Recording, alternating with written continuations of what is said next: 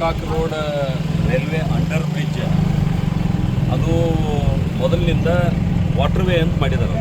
ಇದು ಸಾರಿಗೆ ಸಂಪರ್ಕಕ್ಕಾಗಿ ಮಾಡಿದಂಥದ್ದಲ್ಲ, ಯಾವುದೂ ನಮ್ಮ ರೈಲ್ವೆ ಇಲಾಖೆ ದಾಖಲೆಗಳ ಪ್ರಕಾರ. ಹೀಗಾಗಿ ನೀರು ಹೋಗಲಿಕ್ಕೆ ಏನು ಅವಶ್ಯಕತೆ ಇತ್ತು ಅಷ್ಟು ಮಾತ್ರ ಮಾಡಿದರು. ಇತ್ತೀಚೆಗೆ ನಗರ ಬೆಳೆದಂಗೆ ಇಲ್ಲಿ ರಾಜ್ಯ ಹೆದ್ದಾರಿಯಾಗಿ ಅದನ್ನು ಅವರು ಉಪಯೋಗ ಮಾಡ್ಕೊಳ್ತಾ ಇದ್ರು. ರೈಲ್ವೆ ಅವರು ಅದನ್ನು ಅಂಡರ್ ಬ್ರಿಡ್ಜನ್ನು ವಾಟರ್ವೇ ಅಂತ ಇಟ್ಕೊಂತಾರೆ ತಮ್ಮ ದಾಖಲೆ ಒಳಗೆ. ಆದರೆ ಕರ್ನಾಟಕ ಸರ್ಕಾರ ಇದನ್ನು ರಾಜ್ಯ ಹೆದ್ದಾರಿ ಅಂತ ಇಟ್ಕೊಂತಾರೆ. ಇವರಿಬ್ಬರಿಗೂ ತಾಳ್ಮೇಳಿಲ್ಲ. ಹೀಗಾಗಿ ಅದೇನಾಗಿತ್ತು ಅದನ್ನು ದುರಸ್ತಿ ಮಾಡೋಕ್ಕೆ ಅವ್ರು ಹೋಗ್ತಾ ಇರಲಿಲ್ಲ. ಈಗ ಇತ್ತೀಚೆಗೆ ಜನರ ಆಗ್ರಹ ಆದ ನಂತರ ನಾನು ಮೊನ್ನೆ ಈ ಭಾಗದಾಗ ಪ್ರವಾಸ ಮಾಡುವಾಗ ಅದನ್ನು ಗಮನಿಸಿದೆ.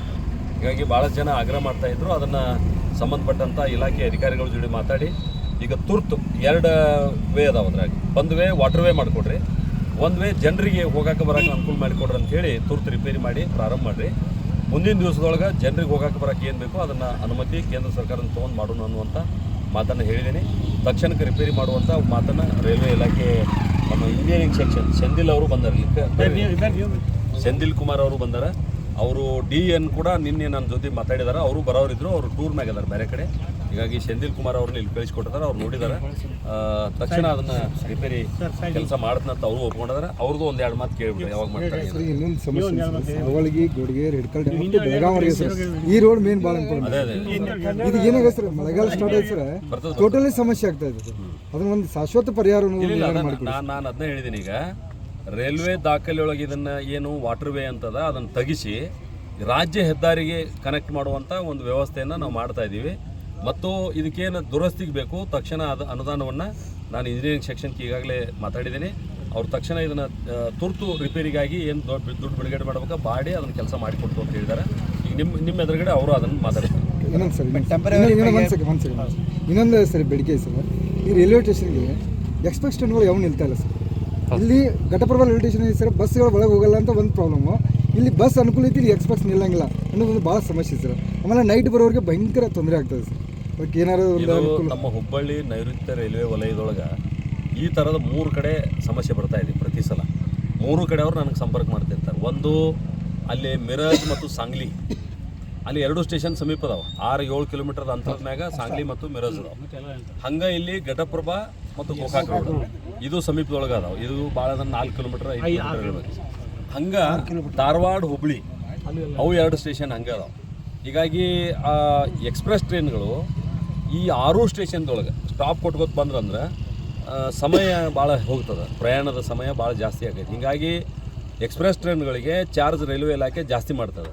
ನಾವು ಈಗ ವಂದೇ ಭಾರತ್ ಟ್ರೈನ್ ಬಿಡಾತೀವಿ. ವಂದೇ ಭಾರತದ ಕಾನ್ಸೆಪ್ಟ್ ಹೆಂಗೆ, ಕಡಿಮೆ ಅವಧಿಯೊಳಗೆ ಹೆಚ್ಚು ಕಿಲೋಮೀಟ್ರ್ ಹೋಗ್ಬೇಕು ಅವರು.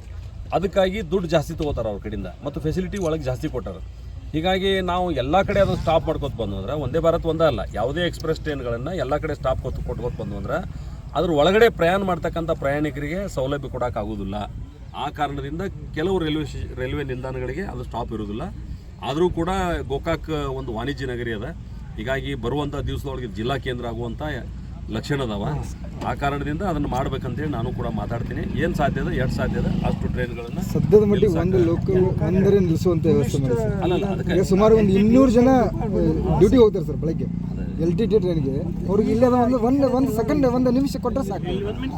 ಈಗ ನನಗೆ ಮೊನ್ನೆ ಅಚಾನಕ್ಕಾಗಿ ನಾನು ಇದಕ್ಕೆ ಹೋಗಿದ್ದೆ, ಇಲ್ಲಿ ಚಿಕ್ಕೋಡಿಗೆ 2-3 ತಿಂಗಳ ಹಿಂದೆ. ಚಿಕ್ಕೋಡಿ ಅವರೆಲ್ಲ ನಾವು ಹೋಗಿದ್ದು ನೋಡಿ ಇಮಿಡಿಯೇಟ್ ಬಂದುಬಿಟ್ರು. ಬಂದು ಇಲ್ಲ ನಮ್ದು ಇಲ್ಲಿ ಹಂಗದ ಹಿಂಗದ ಅಂತ ನಿಮ್ಗತ್ತೆ ಹೇಳಿರಲ್ಲ. ಇಮಿಡಿಯೇಟ್ ಜಾಗದ ಮ್ಯಾಗ ನಿಂತ ರಿಕ್ವೆಸ್ಟ್ ಮಾಡಿ ಮರುದಿವಸನ ಅದು ಸ್ಟಾಪ್ ಮಾಡೋಕೆ ಹಚ್ಚಿದ್ವಿ ನಾವು. ಬಟ್ ಅದು ಕಲೆಕ್ಷನ್ ಆಗಿಲ್ಲ. ಈಗ ಅವ್ರು ರದ್ದು ಮಾಡಿದ್ದಾರೆ. ಮತ್ತು ನಿನ್ನೆ ಫೋನ್ ಮಾಡಿರಿ ಅವ್ರು, ಎಲ್ಲಿ ರದ್ದು ಮಾಡತ್ತಾರ, ನಮ್ದು ಕಂಟಿನ್ಯೂ ಮಾಡಿರಿ ಅಂತ. ನೀವು ಪ್ರಯಾಣಿಕರಲ್ಲಿ ಹತ್ತಲಿಲ್ಲ ಅಂದರೆ ರೈಲ್ವೆದವ್ರಿಗೆ ಒಂದು ನಿಮಿಷ ಅಥವಾ 2 ನಿಮಿಷದ ಸ್ಟಾಪ್ ಆದರೆ ಇಂತಿಷ್ಟು ಕಲೆಕ್ಷನ್ ಬೇಕಂತ ಅದೊಂದು ಮಾನದಂಡ ಅದ. ಆ ಮಾನದಂಡ ಪ್ರಕಾರ ಅವ್ರ ಟಿಕೆಟ್ ಖರ್ಚಾಗಲಿಲ್ಲ ಅಂದರೆ ಅವ್ರು ನಿಲ್ಲಿಸೋದಿಲ್ಲ. ಆದ್ದರಿಂದ ಬರುವಂಥ ದಿವಸದಾಗ LTT ಚಿಕ್ಕೋಡಿ ರೋಡ್ ಬದಲಿ ಇಲ್ಲಿ ನಿಲ್ಲಿಸುವಂಥ ಪ್ರಯತ್ನ ಮಾಡೋದು. ಅದು ಕಲೆಕ್ಷನ್ ಸರಿ ಹೋತಂದ್ರೆ ಮುಂದೆ ಕಂಟಿನ್ಯೂ ಆಗ್ತದೆ. ನಾಳೆ ಆರ್ಡರ್ ಮಾಡಿಬಿಡಿ ಸರ್. ಚಿಕ್ಕೋಡಿಗೆ ಹೇಳಿ ಇವತ್ತು ನಿಲ್ಲಿಸಿದ ಹೆಂಗೆ ಮಾಡ್ರಿ, ಹಂಗೆ ನಾಳೆ ಆರ್ಡರ್ ಮಾಡ್ರಿ. ಕಲೆಕ್ಷನ್ ಆಗಿಲ್ಲ ಅಂದ್ರೆ ಬಂದ್ ಮಾಡ್ರಿ. Challenge challenge collection